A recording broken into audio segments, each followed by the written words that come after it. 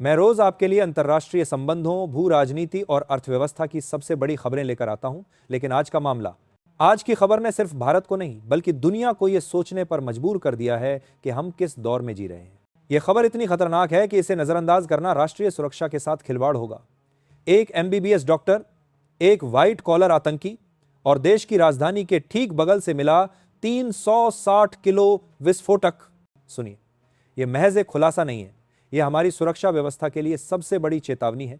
Jammu Kashmir police ने देश की राजधानी दिल्ली एनसीआर के ठीक पास हरियाणा के फरीदाबाद में एक विशाल आतंकी साजिश को नाकाम किया है।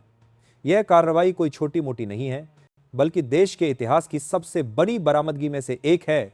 पुलिस ने यहां एक किराए के कमरे से लगभग 350 से 360 किलो संदिग्ध विस्फोटक, जिसे शुरू में आरडीएक्स बताया गया था, लेकिन पुलिस कमिश्नर ने इसे अमोनियम नाइट्रेट और अन्य आईईडी बनाने की सामग्री बताया है, बरामद किया है। इतना ही नहीं, साथ में एक असॉल्ट राइफल पिस्तौल, 80 से अधिक कारतूस, 20 टाइमर, वॉकी टॉकी सेट और इलेक्ट्रॉनिक कंपोनेंट्स भी मिले हैं। यह सामग्री किसी एक नहीं बल्कि कई बड़े शहरों को दहलाने के लिए पर्याप्त थी।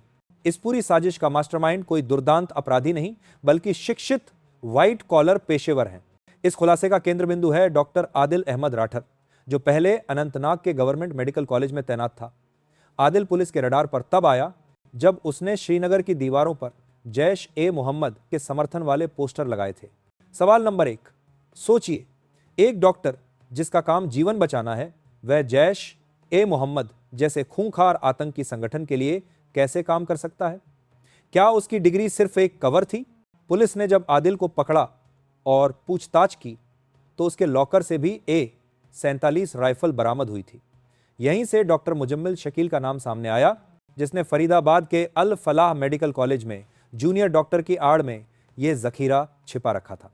सवाल नंबर 2, एक डॉक्टर दूसरे डॉक्टर को आतंकी गतिविधियों के लिए क्यों और कैसे प्रेरित कर रहा था? यह नेटवर्क कितना गहरा है और इसके तार दिल्ली एनसीआर के कितने और शैक्षणिक या पेशेवर संस्थानों तक फैले हो सकते हैं? सुरक्षा एजेंसियों का मानना है कि यह गिरोह न सिर्फ जैश ए मोहम्मद बल्कि अंसार गजवत उल हिंद जैसे संगठनों से भी जुड़ा था। शुरुआती जांच में पता चला है कि ये लोग एनक्रिप्टेड चैनलों का उपयोग कर रहे थे और पाकिस्तान स्थित आकाओं, फॉरेन हैंडलर्स के निर्देशों पर काम कर रहे थे। सबसे चौंकाने वाली बात यह है कि ये कथित तौर पर अपने पेशेवर और अकादमिक नेटवर्क के जरिए चंदा इकट्ठा कर रहे थे, जिसे चैरिटी या सामाजिक कार्यों की आड़ में आतंकी फंडिंग के लिए इस्तेमाल किया जा रहा था।